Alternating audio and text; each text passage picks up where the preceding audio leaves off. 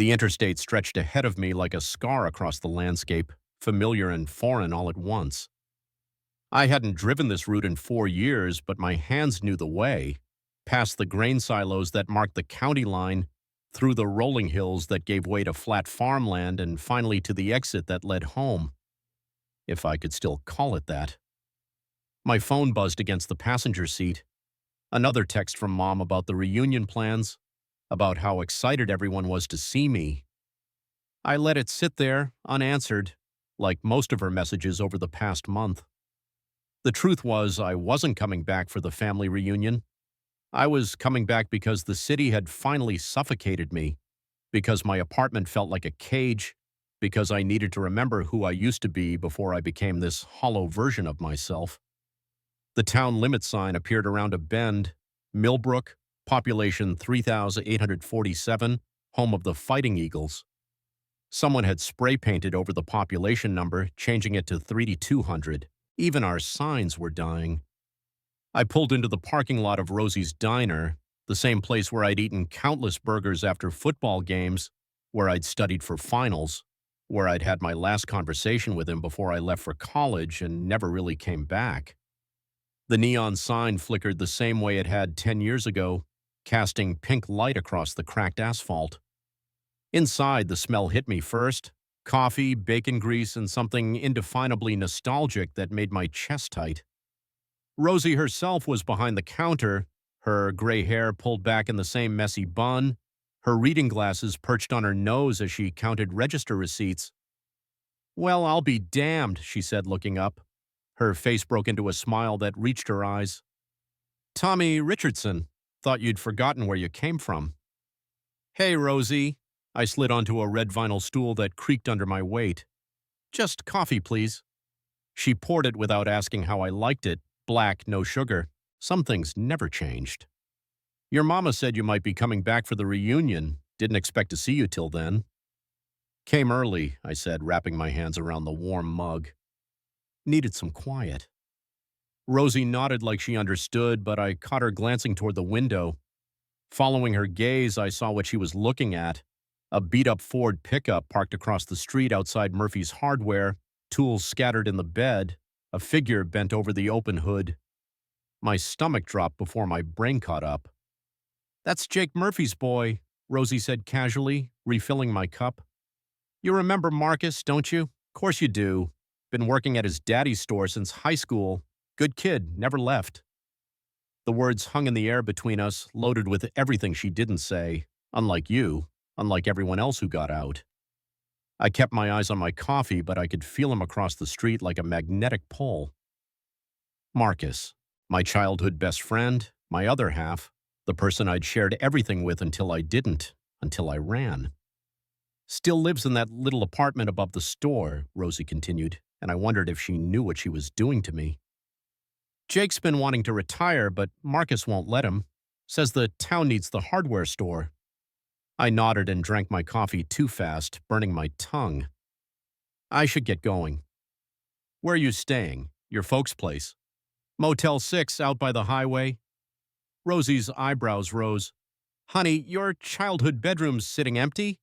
And you're paying to sleep in a motel?" I left a 5 on the counter and stood. "Thanks for the coffee, Rosie." She watched me go with the same expression she'd worn when I was 16 and trying to explain why I couldn't go to homecoming. Understanding mixed with concern, love wrapped in worry. The bell chimed as I pushed through the door, and that's when it happened. Marcus looked up from under the hood, and our eyes met across 30 feet of empty street. 10 years collapsed into nothing. He looked the same, but different. Broader shoulders, stubble along his jaw, hands that looked like they'd been working with tools for years instead of just weekends. But his eyes were the same warm brown, the same eyes that had looked at me with complete trust when we were kids. For a moment, neither of us moved. Then he straightened, wiped his hands on a rag, and walked toward me with the same easy stride I remembered. "Tommy Richardson," he said when he reached me.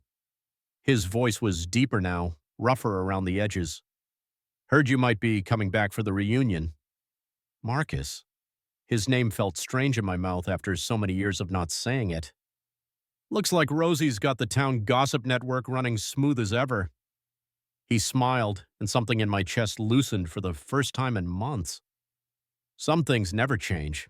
You look good, man. City life treating you well? I almost laughed. If he only knew. Can't complain. You look. I gestured vaguely at him, at the way his t-shirt stretched across his chest, at the confidence he wore like a second skin. Good, you look good. Thanks. He glanced back at his truck. Engine trouble. Third time this month. I swear this thing's held together with prayer and duct tape.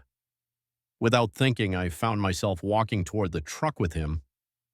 Remember when we spent that whole summer trying to fix your dad's riding mower? And ended up making it worse every time we touched it.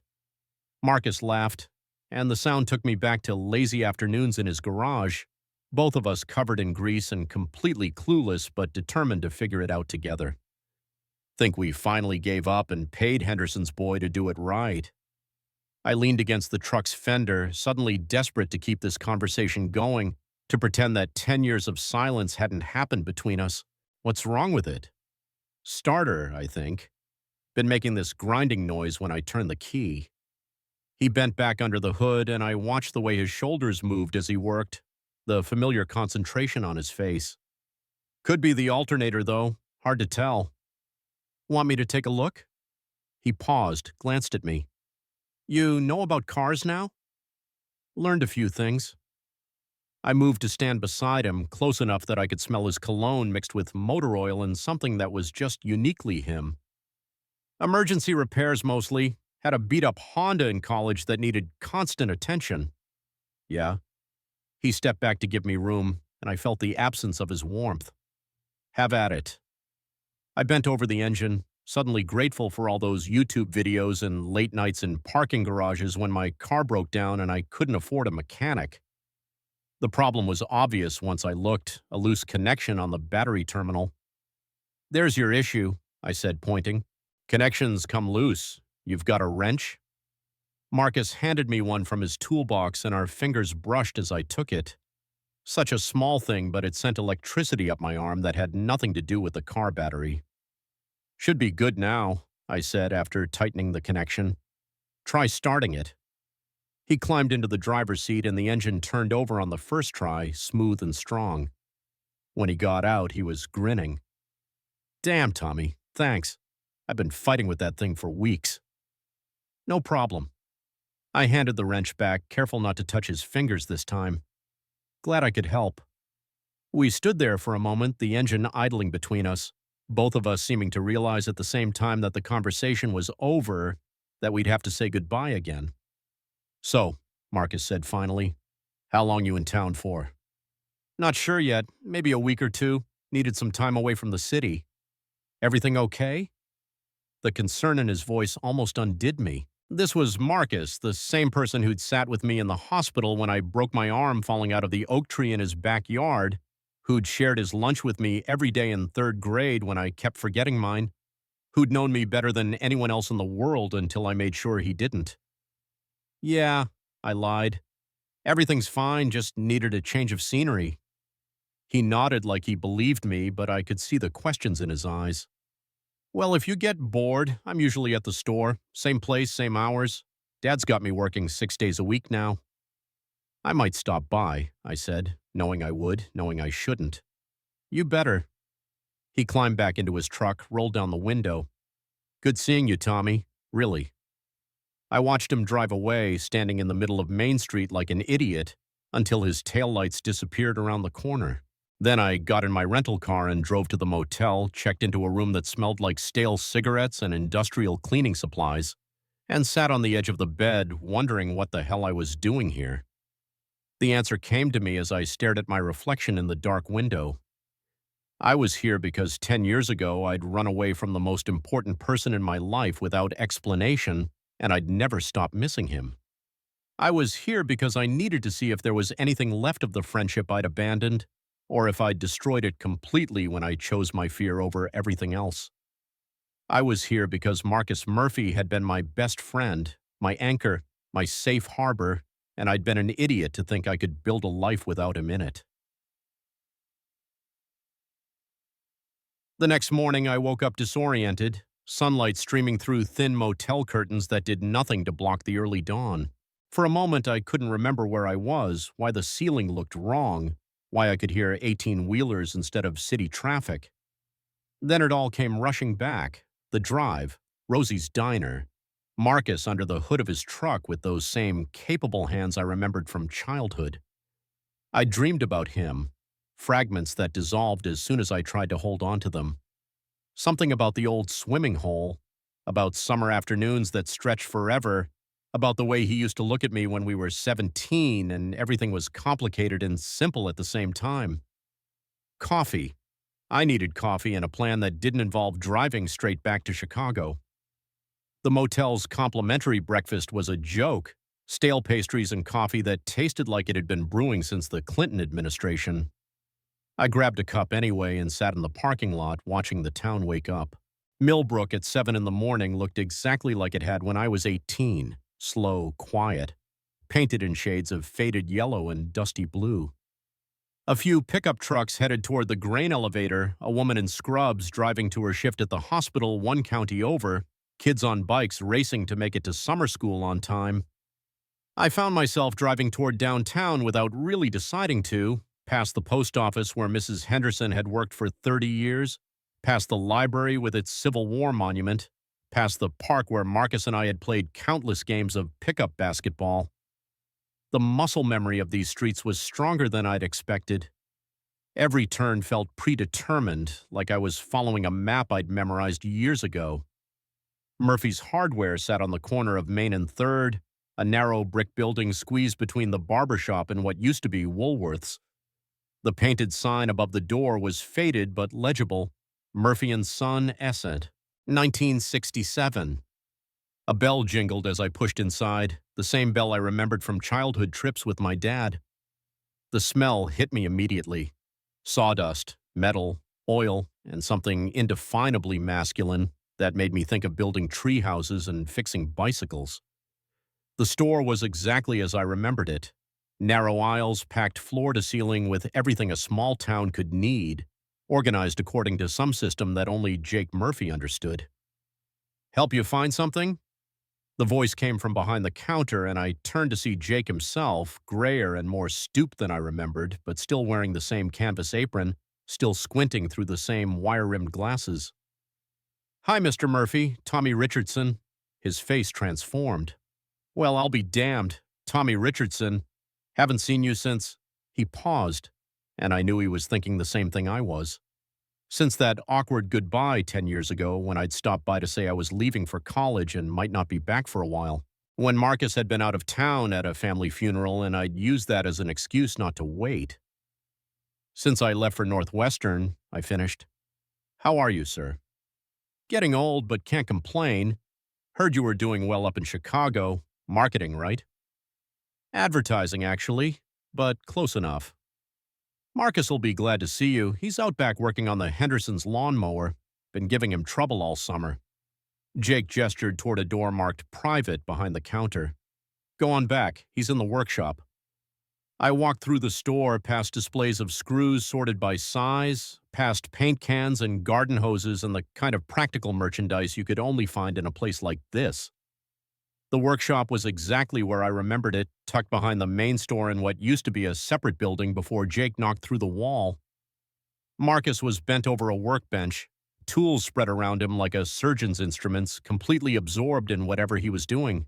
He changed out of yesterday's t-shirt into a faded blue work shirt with the sleeves rolled up, revealing forearms that were definitely not the skinny arms I remembered from high school. Everything about him seemed more solid now, more grounded, like he'd grown into himself in ways I envied. I watched him work for a moment, remembering all the times I'd done exactly this, stood in the doorway of his garage or his bedroom or wherever he was completely focused on some project, content just to be in his presence. He'd always been the one with steady hands, the one who could fix things, while I was better with words, with ideas, with problems that didn't require actual tools. "You know," I said finally, "some people knock." He looked up, startled, then broke into a grin that made something warm unfurl in my chest. "Some people don't sneak up on guys holding power tools." Fair point. I stepped into the workshop, noting the organized chaos that somehow made perfect sense. What's the patient this time? Mrs. Henderson's mower, third time this summer. I think she runs over every rock and tree branch in her yard. He set down the screwdriver he'd been holding. Wasn't expecting to see you again so soon. Had coffee at the motel. It was terrible. Figured I'd take a walk, see if the town's changed much. And? Some things are exactly the same. Others, I gestured vaguely at him, at the workshop, at the life he'd built here. Others are completely different. Marcus leaned against the workbench, studying me with those brown eyes that had always seen too much. You seem different too. Older, I guess. More serious. 10 years will do that. Yeah. He was quiet for a moment, and I could feel the weight of all those years settling between us. You want to see something? Before I could answer, he was walking toward the back of the workshop, past shelves of parts and half-finished projects, to a door I'd never noticed before. It opened onto a narrow staircase that led up to what must have been the apartment Rosie had mentioned. Dad finally let me fix this place up, Marcus said as we climbed. Took me 3 years to convince him I wasn't moving back in with him and Mom. The apartment was small but comfortable, a living room that doubled as a kitchen, a bedroom I could see through an open door, everything neat and functional in a way that was purely Marcus. What caught my attention, though, was the wall next to the couch, covered in photographs. I moved closer without thinking, drawn by images I recognized. Marcus and me at 8 years old, gap-toothed and sunburned after a day at the lake. At 12, holding up a fish we'd caught off the old dock. At 15, arms slung around each other's shoulders after a basketball game, both of us grinning like idiots. You kept these, I said, and it came out more breathless than I'd intended. Marcus came to stand beside me, close enough that I could feel the heat radiating from his body.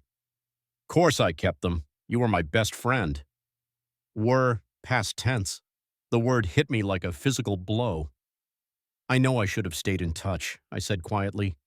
I know I should have called or written or something. You just what? I turned to look at him, and the expression on his face was carefully neutral, the same look he used to get when he was trying not to show that something had hurt him. I didn't know how. After college, everything got complicated.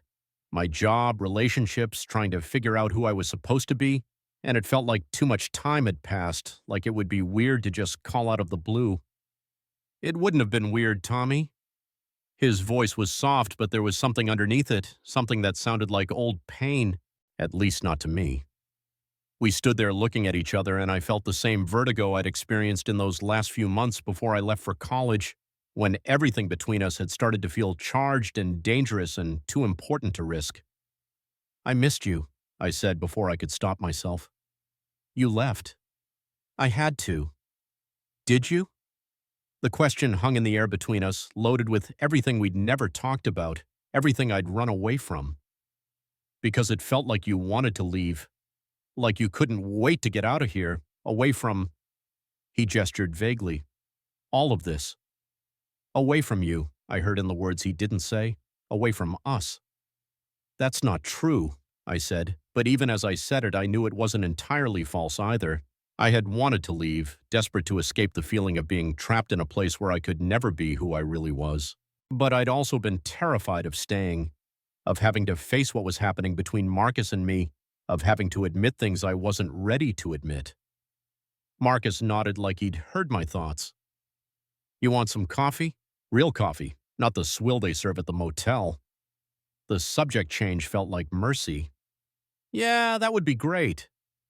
I sat on his couch while he moved around the small kitchen, pulling mugs from a cabinet, starting an ancient-looking coffee maker that gurgled and hissed like it was performing some arcane ritual. The domesticity of it was almost overwhelming. Marcus making coffee in his own apartment, sunlight streaming through windows he'd probably chosen himself, the easy competence with which he moved through this space he'd created. So, he said when he handed me a steaming mug and settled onto the other end of the couch. Chicago? Yeah, big city life. Tell me about it. I paused, trying to figure out how to explain the last 10 years without revealing how hollow they'd felt. It's busy. I work for an advertising agency downtown. Long hours demanding clients, but the money's good. You like it? The simple question caught me off guard. I'm good at it. That's not what I asked. I looked at him over my coffee mug, struck again by how well he'd always been able to see through me. Some days, other days it feels like I'm just going through the motions. What about outside work? You seeing anyone? The question I'd been dreading. Not at the moment. You? Marcus shrugged. Dated Sarah Collins for a while. Remember her? Class behind us, worked at the bank. I nodded, though the name meant nothing to me beyond a vague memory of a blonde girl who'd been in drama club. That ended about 6 months ago. Turns out she wanted to get married and move to Kansas City, and I wanted to stay here and take over the store from Dad. Wasn't much room for compromise. I'm sorry. Don't be. We wanted different things. Better to figure that out before we made any big mistakes. He took a sip of his coffee, studying me over the rim. What about you? No one special in the big city? I thought about David, the corporate lawyer I'd dated for 8 months who'd wanted me to move in with him and meet his parents and plan a future I couldn't envision. About the string of relationships before that. All perfectly nice men who'd fit into my Chicago life but never felt like home. No one special, I said finally. Marcus nodded, and something in his expression shifted, became more relaxed. Which was ridiculous because it wasn't like he was interested in my dating life for personal reasons. We were just friends catching up, former friends catching up, except when I looked at him sitting there in his own space, coffee mug cradled in hands that had grown strong and capable, talking about his life with the same easy honesty he'd always had. I felt something I'd been trying not to feel for 10 years. The same flutter of attraction, the same awareness of him as more than just a friend. The same dangerous warmth that had terrified me into running away in the first place. You want to get out of here? Marcus asked suddenly. I mean, the apartment's great and all, but it's a beautiful day. We could take a walk, maybe head down to the lake if you're feeling nostalgic. The lake's still there? Where else would it go? Marcus grinned, and for a moment he looked exactly like the boy I remembered. Come on, Dad can handle the store for a couple hours. Besides, I want to show you something. 20 minutes later, we were walking down the dirt road that led to Miller's Lake, the same path we'd taken countless times as kids. The afternoon sun was warm on my shoulders, and the air smelled like pine and water and summer itself. Marcus walked beside me with his hands in his pockets, pointing out changes along the way. A new fence here, a fallen tree there, the spot where the Andersons had finally torn down the old barn that had been leaning precariously for as long as I could remember. Remember when we tried to build that rope swing? Marcus said as we came to the clearing where the lake spread out before us, still and blue under the cloudless sky. You mean when you built a rope swing and I nearly killed myself trying to use it? Hey, that landing was perfect form. You just picked the shallow end to let go. I laughed, surprising myself. When was the last time I'd laughed like that, without thinking about it, without it feeling forced? I still have the scar on my knee. Worth it, though. That swing was epic. The dock was still there, weathered and gray, but solid-looking. We walked out to the end and sat with our legs dangling over the edge, just like we used to do as kids. The water was clear enough that I could see straight to the bottom, to the rocks and sunken logs that had provided endless entertainment during our childhood summers. This is what I wanted to show you, Marcus said, gesturing toward the far end of the lake. See that? I followed his gaze and saw what looked like the skeleton of a structure rising from the water near the shore. What is it? New dock, or it will be when I finish it. Been working on it weekends for the past couple months. Marcus's voice had taken on the same tone he used to get when he was excited about a project. The old one's getting pretty sketchy, and I figured if I'm going to keep coming out here, I might as well have a safe place to fish from. You still fish? Every Sunday morning, only time the lake's quiet enough to actually catch anything. He glanced at me sideways. You should come with me sometime. While you're in town, I mean. I don't think I remember how. It's like riding a bike. Besides, I do all the hard work. You just have to sit there and drink beer. The offer hung in the air between us, casual but loaded with possibility. A chance to spend more time together to rebuild whatever this was between us. I should have said no, should have kept things simple, but the word that came out of my mouth was okay. Marcus smiled, the kind of genuine, uncomplicated smile that had always made me feel like the most important person in the world. Great. I usually head out around 6 if you can handle getting up that early. I think I can manage. We sat in comfortable silence for a while, watching the water and listening to the sound of birds in the trees behind us. It felt so normal, so right, that for a moment I could almost pretend the last 10 years hadn't happened, that we were still just Tommy and Marcus, best friends with all the time in the world. You ever think we messed up? Marcus said suddenly, his voice so quiet I almost missed it. Just not talking all those years? My chest tightened. Sometimes. I used to write you letters, after you left. Never sent them, but I'd write them anyway. Telling you about what was happening here, asking how you were doing, wondering if you missed this place at all. Marcus, I started, but he held up a hand. I'm not trying to make you feel guilty. Sometimes I think about what we could have been, if we'd stayed in touch, if you'd come back for visits, if things had been different. What we could have been. The words echoed in my head, carrying all the weight of possibility and regret. What could we have been if I hadn't been so scared? If I'd been brave enough to stay and figure things out instead of running away at the first sign of complication? I think about that too, I admitted. More than I should. Marcus turned to look at me, and there was something in his eyes I couldn't quite read. Do you ever wonder if we would have stayed friends? I mean, people change so much after high school. Maybe we would have grown apart anyway. Maybe, but even as I said it, I knew it wasn't true. What Marcus and I had wasn't the kind of friendship that faded with distance or time. It was the kind that left a permanent mark, the kind you carried with you no matter how far you traveled or how much you changed. He was everything I tried to forget when I left, and now he was here, in the light, in the quiet, in every breath I took. The thought came unbidden, with such clarity that it made my chest ache, because it was true. Marcus had been the thing I'd run from and the thing I'd missed most, the person who'd known me better than anyone and the one I'd been most afraid to let see who I really was. We should probably head back, Marcus said, standing and brushing dirt off his jeans. Dad'll start wondering where I went. I nodded and followed him back toward shore, even though part of me wanted to stay on that dock forever, suspended over the water in the golden afternoon light, pretending that everything was simple and uncomplicated and exactly the way it used to be. As we walked back through the woods, Marcus pointed out a trail I'd never noticed before. This leads to the old Brennan place. Remember Mrs. Brennan? Used to give us cookies if we helped her with yard work. Is she still?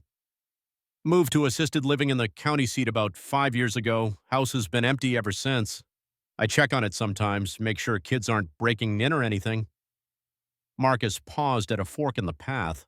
You want to see it? Won't take long. The Brennan house sat in a clearing that had once been carefully maintained but was now overgrown with wildflowers and tall grass. The house itself was still in good shape, though paint was peeling from the shutters, and the front porch sagged slightly under the weight of years and weather. It's so quiet, I said as we walked around to the backyard, where an old tire swing hung from the oak tree I remembered climbing as a kid. Peaceful, Marcus corrected. That's what I like about it out here. No traffic, no noise, just... He gestured at the evening settling around us, the way the light was starting to turn golden and soft. We ended up sitting on the back steps, sharing a comfortable silence that felt like the most natural thing in the world. This was what I'd missed most about our friendship, the way we could be together without needing to fill every moment with conversation, the way his presence alone was enough to quiet the constant noise in my head. I should probably get going, I said eventually, though I made no move to stand. Long day tomorrow. Oh yeah? What's on the schedule for the fancy city boy? I nudged him with my shoulder. Grocery shopping, laundry, maybe a wild afternoon at the library. Living dangerously, Marcus grinned. Though knowing you, you'll probably reorganize their entire fiction section while you're there.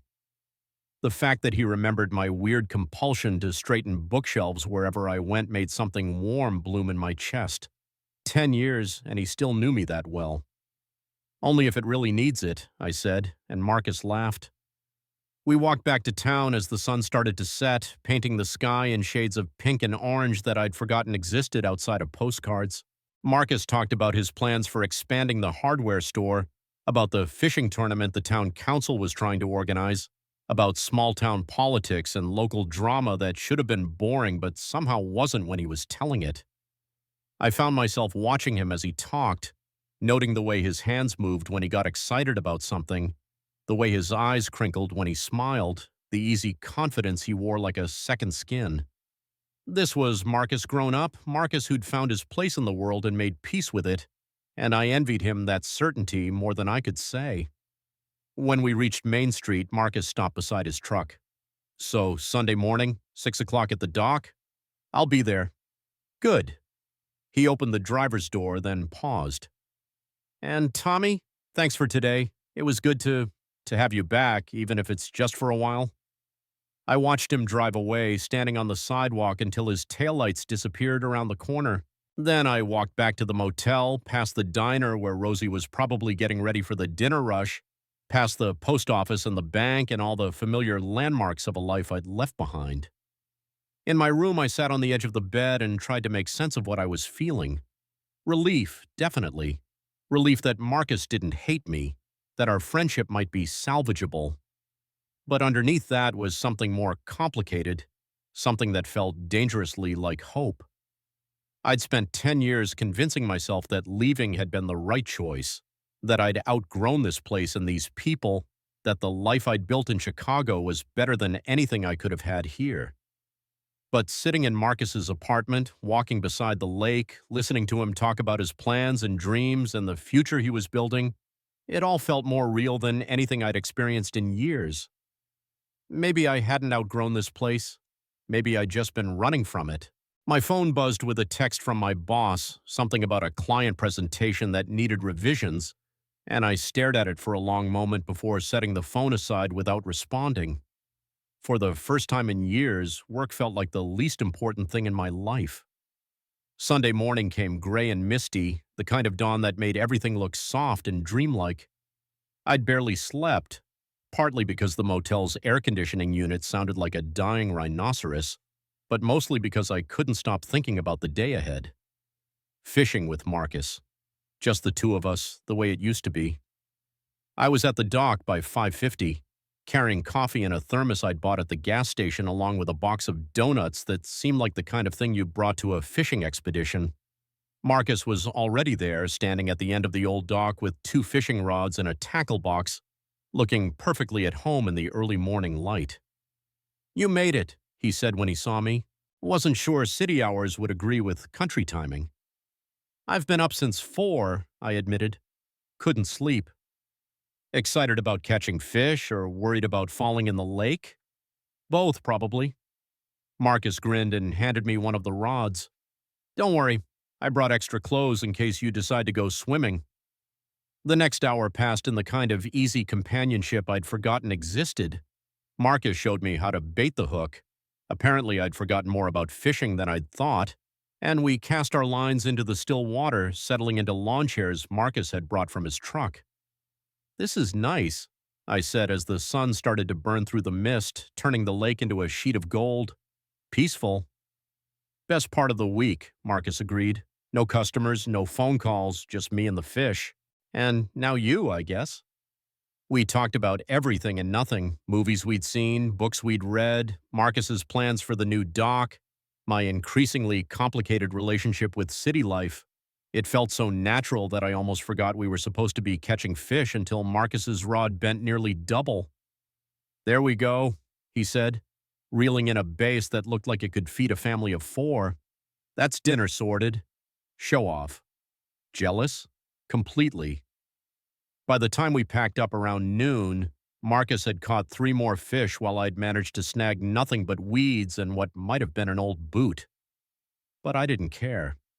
I'd spent the morning watching him in his element, listening to the sound of his laugh carry across the water, feeling more relaxed than I had in months.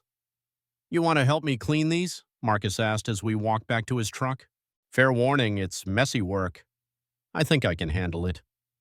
The cleaning station was behind Murphy's Hardware, a simple setup with running water and a table that had obviously seen years of use. Marcus worked with a kind of efficient precision I remembered from childhood, his hands steady as he filleted the fish with practiced movements. "You're staring," he said without looking up. "Sorry, just remembering how you always made everything look so easy." Years of practice. Marcus glanced at me, and there was something soft in his expression. "Remember the first time we tried to clean fish? Made such a mess that your mom banned us from her kitchen for a week. And we had to eat peanut butter sandwiches for lunch every day because Dad refused to pack anything else. Worth it, though. That fish was the best thing we'd ever caught." As the afternoon wore on, we fell back into the old rhythms. Marcus showed me around the improvements he'd made to the store. We grabbed burgers at Rosie's, where she fussed over both of us like we were still teenagers, and we ended up back at the lake as the sun started to set. This time, we sat in the bed of Marcus's truck, tailgate down, feet dangling as we watched the sky turn from blue to pink to deep purple. The silence between us was comfortable but charged, full of things we weren't quite ready to say. "You know," Marcus said eventually, voice quiet in the gathering darkness, "I used to come out here a lot after you left. First few months anyway. Kept thinking maybe you'd come back for a visit, that we'd pick up where we left off." My chest tightened. "Marcus, I'm not saying it to make you feel bad, just I wanted you to know that it mattered, that you mattered." I could feel him looking at me, but I kept my eyes on the water, afraid of what he might see in my face. "You mattered too, more than you know." "Then why didn't you—" He stopped, shook his head. "Sorry, ancient history." But it wasn't ancient history, not really.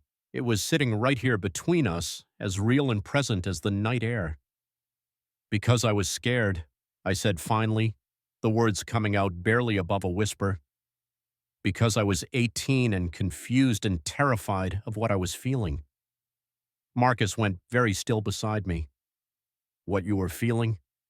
I turned to look at him then, and in the dim light I could see his expression, careful, hopeful, afraid. The same expression he'd worn that last summer before I left, when everything between us had started to feel different and dangerous and too important to risk. Back then, Marcus's voice was so quiet I had to strain to hear it. "I think I loved you. I just didn't know what it was." The words hung in the air between us, suspended in the darkness like stars. I couldn't breathe, couldn't think. Couldn't do anything but stare at him and feel the weight of 10 years of silence crashing down around us.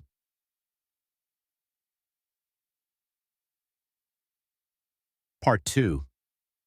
I didn't speak right away. I couldn't trust my voice, couldn't trust that if I opened my mouth the right words would come out instead of a sob or a laugh or something that would shatter the fragile moment we'd found ourselves in. Instead, I looked at him, really looked. The Marcus sitting beside me in the bed of his truck wasn't the boy I'd left behind, but he wasn't a stranger either. He was something in between, familiar but changed, known but somehow new. The years had carved lines around his eyes, had broadened his shoulders and steadied his hands, but underneath all of that was still the person who'd known me better than anyone else in the world. The ache of the years between us lived in every glance, every breath. I could see it in the way he held himself, careful and hopeful and terrified all at once. I could feel it in the space between us, small enough to cross with a single movement but vast as an ocean. "Back then," I said finally, my voice rough with emotion, "I think I loved you too. I just didn't think I deserved it." Marcus's breath caught, barely audible in the quiet night. "Tommy, I didn't know how to want something like that," I continued, the words spilling out now that I'd started. "Didn't know how to want you and still be the person everyone expected me to be. So I ran. I ran because I was a coward, because I thought if I could get far enough away, I could forget what it felt like to be around you. Did it work?" The question was so soft I almost missed it, but the pain underneath was unmistakable. "No," I whispered. "God, no, it never worked. Not for a day, not for a minute. You were always there in the back of my mind, in every quiet moment. I measured every relationship against what I'd lost, and none of them ever came close." Marcus shifted beside me, and suddenly his hand was there, palm up on the worn metal of the truck bed between us. Not touching, not quite, but close enough that I could feel the warmth radiating from his skin. I stared at that hand, work roughened, familiar, offered without demand or expectation, and felt something break open in my chest. When I reached out to cover it with my own, the contact sent electricity up my arm that had nothing to do with surprise and everything to do with recognition. This. This was what I'd been missing. Marcus's fingers closed around mine, and neither of us pulled away. "We were kids," he said quietly, thumb tracing across my knuckles in a gesture so gentle it made my throat tight. Scared kids in a town that didn't have room for what we were feeling. Are we still kids? He looked at me then, really looked, and I saw my own longing reflected in his eyes. I don't know, are we? The question hung between us, loaded with possibility and fear in equal measure, because we weren't kids anymore. We were grown men who'd built separate lives, who'd learned to want different things, who'd spent 10 years becoming people the other had never met. But sitting there with his hand in mine, watching the stars reflect off the water we'd swum in as children, it felt like no time had passed at all. "I want to show you something," Marcus said suddenly. He squeezed my hand once before letting go, and I immediately missed the contact. "If you're up for a walk." I would have followed him anywhere. The path through the woods was darker than I remembered, overgrown in places where trees had fallen or brush had grown thick. Marcus led the way with a flashlight app on his phone, pointing out roots and rocks that might trip me up, his voice soft in the darkness. "Where are we going?" I asked as we turned onto a trail that looked barely used. "You'll see." And then suddenly I did see. The beam of Marcus's phone illuminated weathered wooden boards, a rope ladder that looked like it had seen better days, the trunk of the massive oak tree where we'd built our hideout when we were 12 years old.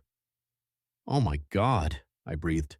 "Is it still structurally sound? Probably not, but it's still there."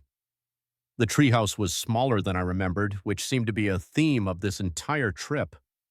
What had felt like a mansion when we were kids was really just a platform with walls, maybe 8 feet square, with a roof that had more holes than shingles. But it was ours. It had always been ours. "Think it'll hold us?" I asked, testing the rope ladder with one tentative foot. Only one way to find out. Marcus went first, the boards creaking ominously under his weight, but holding.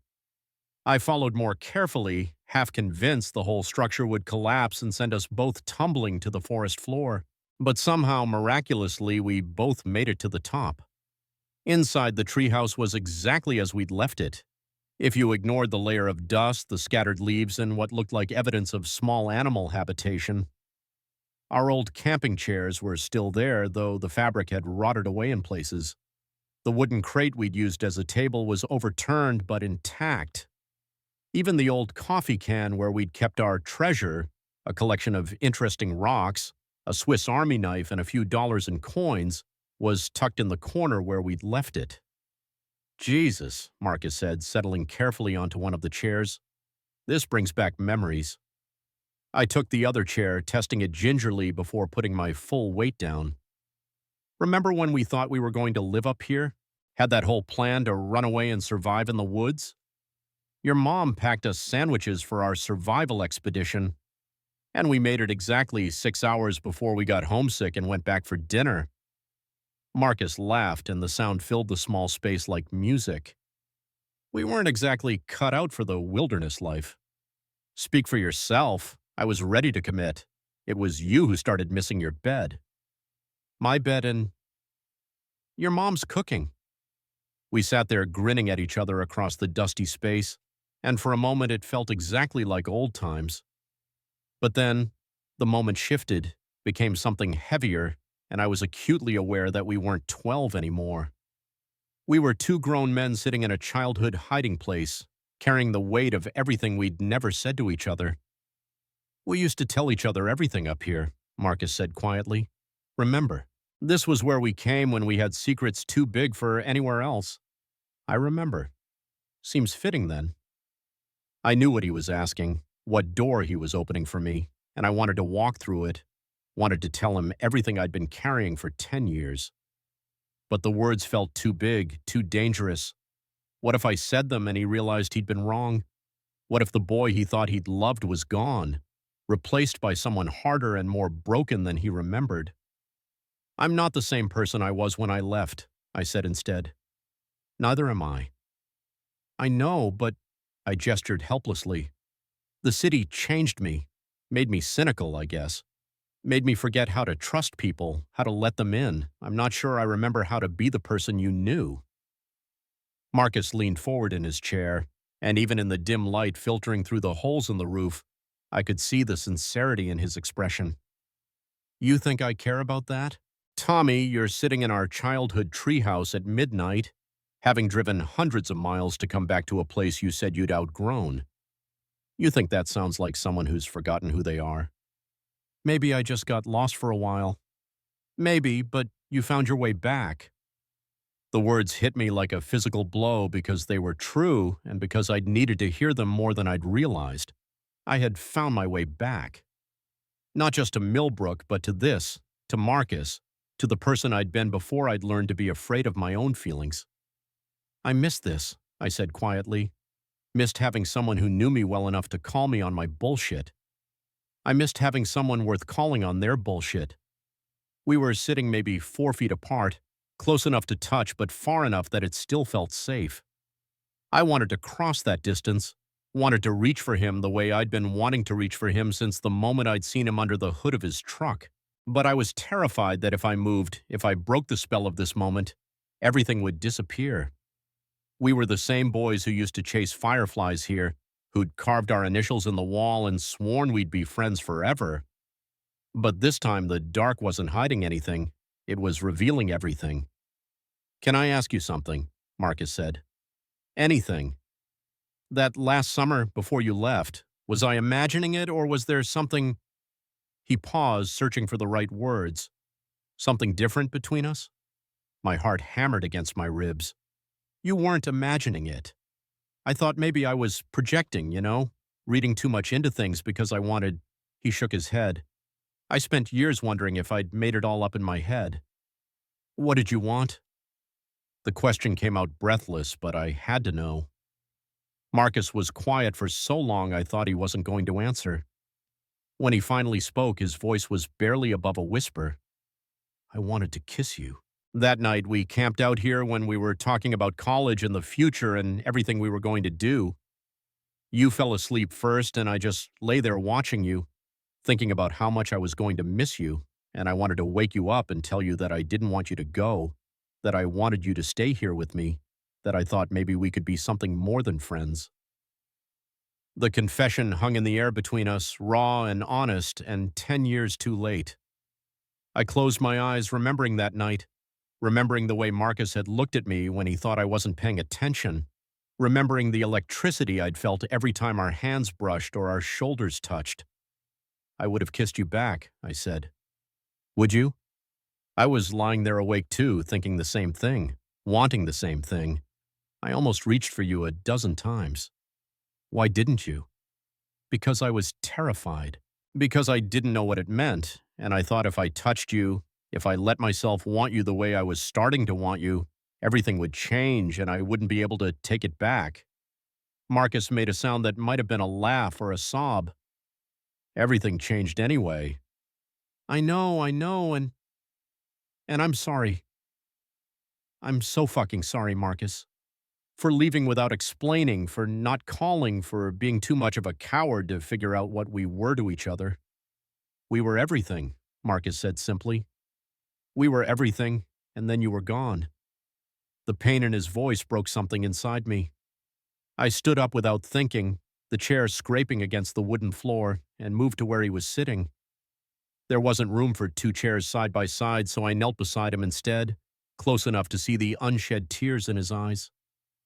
I'm here now, I said, reaching for his hands. I'm here, and I'm not running anymore. For how long? A week? 2 weeks? Until you get bored of small-town life and remember why you left in the first place? I don't know, I said honestly. I don't know what happens next or how we figure this out or if it's even possible after all this time. but I know I don't want to lose you again." Marcus looked down at our joined hands, his thumb tracing patterns across my knuckles. "I don't want to lose you either, but I can't do this halfway, Tommy. I can't be your nostalgic vacation from real life." "Is that what you think this is? Isn't it?" The question hit me like a slap because part of me wondered the same thing. Was I here because I genuinely wanted to rebuild something with Marcus, or because I was running away from a life that had stopped making sense? Was this real, or was it just the fantasy of a man who'd lost his way and was looking for something to anchor him? But then I looked at Marcus, really looked at him, saw the vulnerability in his expression, the hope he was trying so hard to hide, and I knew. This wasn't a fantasy or an escape. This was the most real thing I'd felt in years. "No," I said firmly. "It's not. This is me finally being honest about what I want, what I've always wanted, and what I want is you." Marcus's breath caught, and for a moment we just stared at each other in the dim light. Then, slowly, carefully, he reached up to cup my face in his palm. "Are you sure?" he whispered. Instead of answering with words, I leaned into his touch, closing my eyes as his thumb brushed across my cheekbone. 10 years of distance and regret and carefully maintained walls crumbled in that single moment of contact. "I'm sure," I breathed. And then he was kissing me. It wasn't the desperate, passionate kiss of a romance novel. It was soft and tentative and full of 10 years of longing, the kind of kiss that felt like a question and an answer all at once. His lips were warm and familiar even though I'd never kissed them before, and when I kissed him back, it felt like coming home. We broke apart after a moment, both of us breathing hard, foreheads pressed together in the darkness. "Wow," Marcus whispered. "Yeah.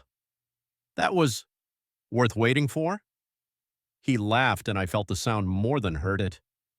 "Definitely worth waiting for. We might have stayed like that forever, suspended in the perfect bubble of that first kiss, but then we heard it. Voices calling from somewhere in the distance, faint but growing closer. 'Marcus! Marcus, you out there?' We both froze, the spell broken by the sound of Marcus's father's voice echoing through the woods. 'Shit,' Marcus muttered, pulling back.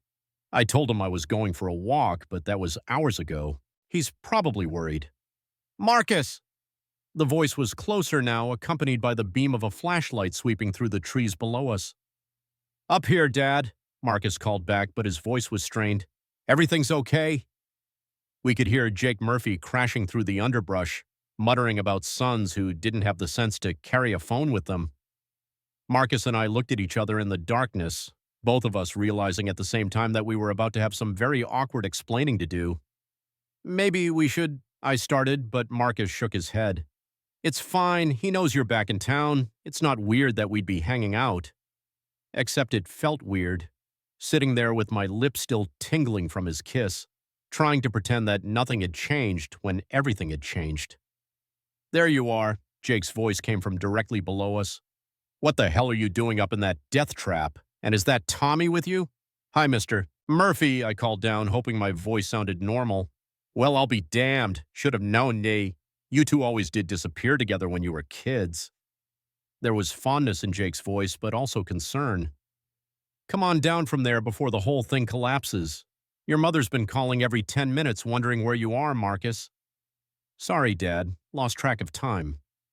Marcus went down the ladder first, and I followed, both of us trying to act casual even though my heart was still racing from the kiss and the near discovery and the weight of everything that had just shifted between us. 'Good to see you, Tommy,' Jake said when we reached the ground, shining his flashlight over both of us like he was checking for injuries. 'Though next time you two decide to relive your childhood, maybe pick a structure that isn't held together with rust and prayer.' 'We'll keep that in mind,' Marcus said dryly. Jake shook his head, but he was smiling.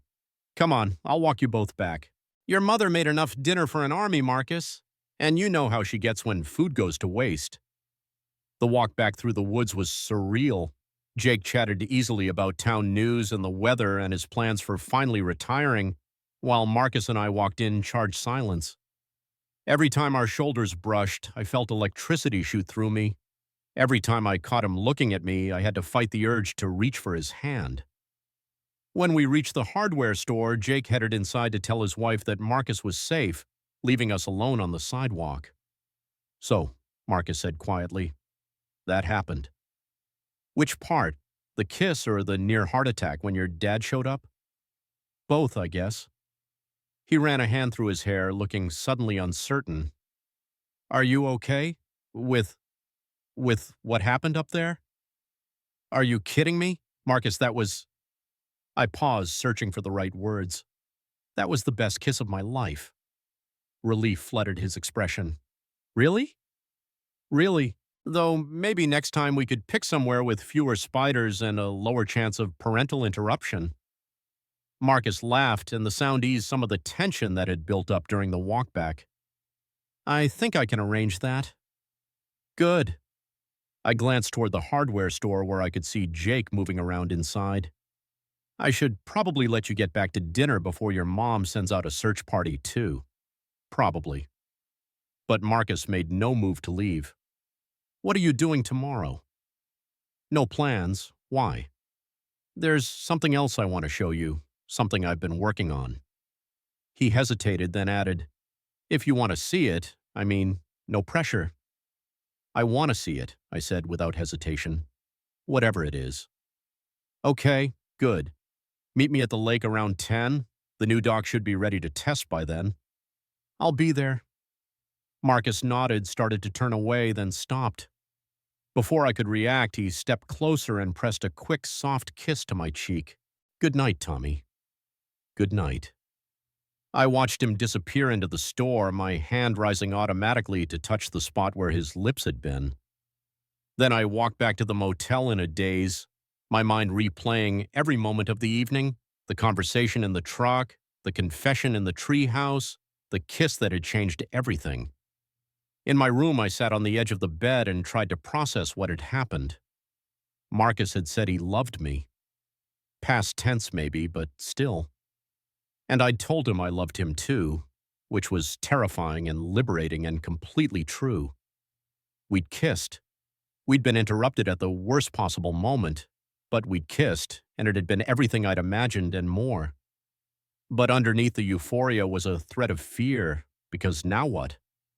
How did we navigate this thing between us when I lived 4 hours away and had a job and a life that didn't include small-town hardware stores and Sunday morning fishing trips? How did we build something real when we were starting with 10 years of regret and distance? I didn't have answers to any of those questions. But as I finally drifted off to sleep, I found that for the first time in years, I wasn't afraid of not knowing what came next. Whatever it was, we'd figure it out together. I woke up the next morning with the kind of anticipation I hadn't felt since I was a kid waiting for Christmas. The sun was streaming through the motel's thin curtains, and I could hear the sounds of a small town waking up. Distant lawnmowers, a dog barking, the rumble of pickup trucks heading to early shifts. I was at the lake by 9:30, too eager to wait until the appointed time. Marcus was already there, standing waist-deep in the water near the shore where his new dock jutted out into the lake. He was shirtless, and I allowed myself a moment to appreciate the way the morning sun played across his shoulders before calling out to him. You're early too, I said as I walked out onto the old dock. He turned and grinned, water streaming from his hair. Couldn't sleep, figured I might as well make sure this thing isn't going to collapse the first time someone steps on it. And? Solid as a rock. Want to be the first official visitor? The new dock was beautiful in its simplicity. Clean lines, sturdy construction, everything Marcus did with his hands. It extended further into the lake than the old one, with built-in benches and a small platform at the end that would be perfect for diving. This is incredible, I said, running my hand along the smooth railing. You built this yourself? Weekends and evenings for the past 3 months. Marcus hauled himself up onto the dock beside me, droplets of water catching the light on his skin. Been wanting to replace the old one for years, but never had the motivation until... Until? He looked at me sideways, a small smile playing at the corners of his mouth. Until I started thinking about what it would be like to bring you out here again. Show you that some things could be better than they were before. The words hit me squarely in the chest. Marcus. I know it's presumptuous, he said quickly. I know you might not stay, that this might just be a visit, but I wanted you to see that I wasn't just sitting around for 10 years feeling sorry for myself. I was building something, making this place into somewhere worth coming back to. I stared at him, at this man who'd never stopped believing in the possibility of us even when I'd given up on it myself. You're amazing, you know that?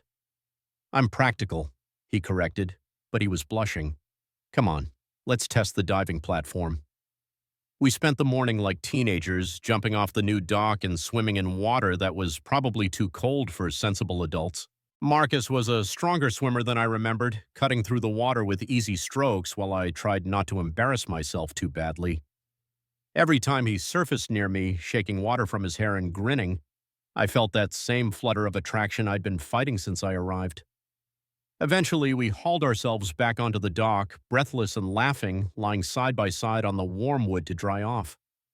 The sun felt good on my skin, and the sound of water lapping against the dock was hypnotic.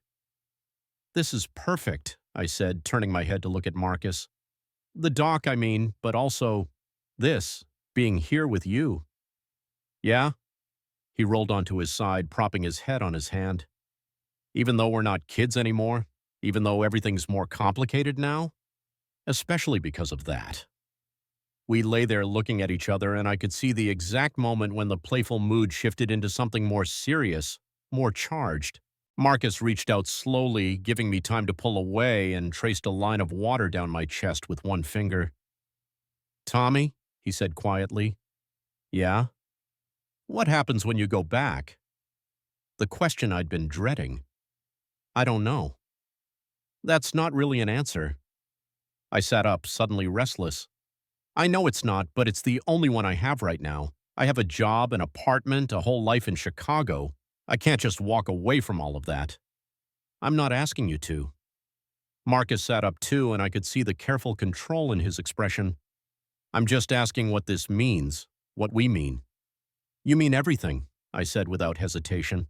Last night, up in the treehouse, that wasn't just nostalgia talking. You mean everything to me, Marcus. You always have. But I don't know how to make it work. The distance, the logistics, the fact that we're essentially strangers after 10 years apart. I don't know how to build a relationship on weekend visits and phone calls. Marcus was quiet for a long moment, staring out at the water. When he finally spoke, his voice was careful, measured. What if you didn't have to? What do you mean? What if there was a way to make it work without the distance, without the logistics? I felt something cold settle in my stomach. Marcus, if you're asking me to move back here, I'm not. He held up a hand. I'm not asking you to give up your life. I'm asking if you'd be open to the possibility of building a different one. I don't understand. Marcus stood and walked to the edge of the dock, hands shoved in his pockets. I've been thinking about expanding the business, not just hardware, but contracting too. There's a market for it here. People want to renovate old houses, build new ones, but they have to go to the county seat for anything major. Okay. I'd need someone with business experience, someone who understands marketing, client relations, the kind of administrative stuff I'm not great at. He turned to look at me. Someone like you. My heart hammered against my ribs. Are you offering me a job? I'm offering you a partnership in the business, in this place, in... He gestured vaguely between us. In whatever this is we're building. I stared at him, speechless. The offer was everything I hadn't dared to hope for and everything I was terrified to want. A chance to stay, to build something real with Marcus, to find out what we could be together. But it was also terrifying. Giving up the life I'd built, the career I'd worked so hard for, the safety of knowing exactly who I was and what I was doing, even if none of it made me happy anymore. I can't answer that right now, I said finally. It's too big, too sudden. I need time to think. Of course. But I could see the disappointment he was trying to hide.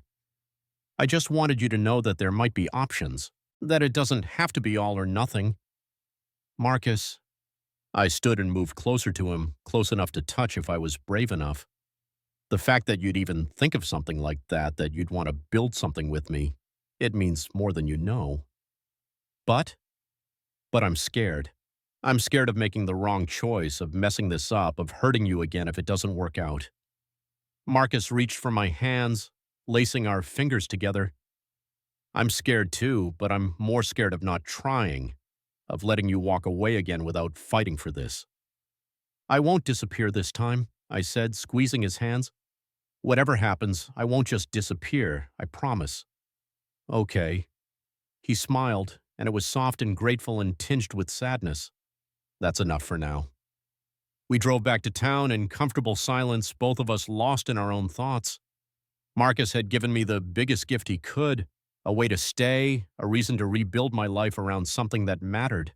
But he'd also put the weight of decisions squarely on my shoulders. That evening, I found myself walking the familiar streets of Millbrook as the sun set, trying to imagine what it would be like to call this place home again. The houses were the same ones I'd grown up around. The streets were laid out in the same grid pattern I'd memorized as a child, but everything felt different now. Smaller, maybe, but also more precious. Like a snow globe I could hold in my hands.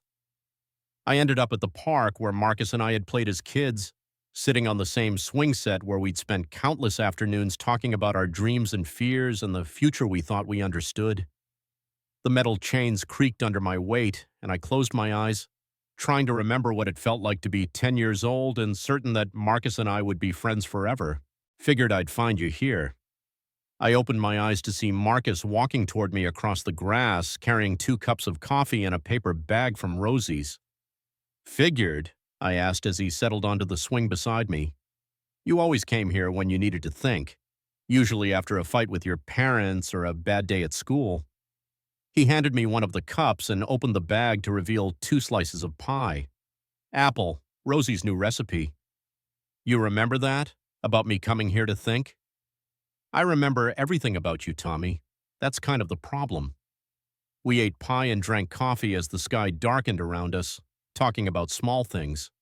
Marcus's plans for the store, my memories of the city, the way the town had changed and stayed the same. But underneath the casual conversation was the weight of the decision hanging between us. Can I ask you something? I said as we finished our pie. Always. Do you ever regret staying here? Never leaving, never seeing what else was out there? Marcus considered the question seriously, the way he'd always considered my question seriously, even when we were kids. Sometimes, he said finally, especially the first few years after you left. I used to wonder what it would be like to live somewhere bigger, somewhere with more opportunities. But then I realized that home isn't just a place, you know? It's the people you care about, the connections you make, the life you build. And I'd already started building mine here. Even without me? Even without you. But I always hoped. He paused, shook his head. I always hoped you'd come back someday and see that this place could be enough, that I could be enough. The words broke my heart and healed it at the same time. Marcus, you were always enough. You were everything. I was just too scared and stupid to see it. And now? Now I'm still scared, but I'm not stupid anymore. Marcus smiled, and in the dim light from the street lamps, he looked exactly like the boy I'd fallen in love with without knowing it. That's progress, I guess. We walked back toward downtown slowly, taking the long way past the high school and the cemetery and all the landmarks of our shared childhood. When we reached Main Street, Marcus stopped beside his truck.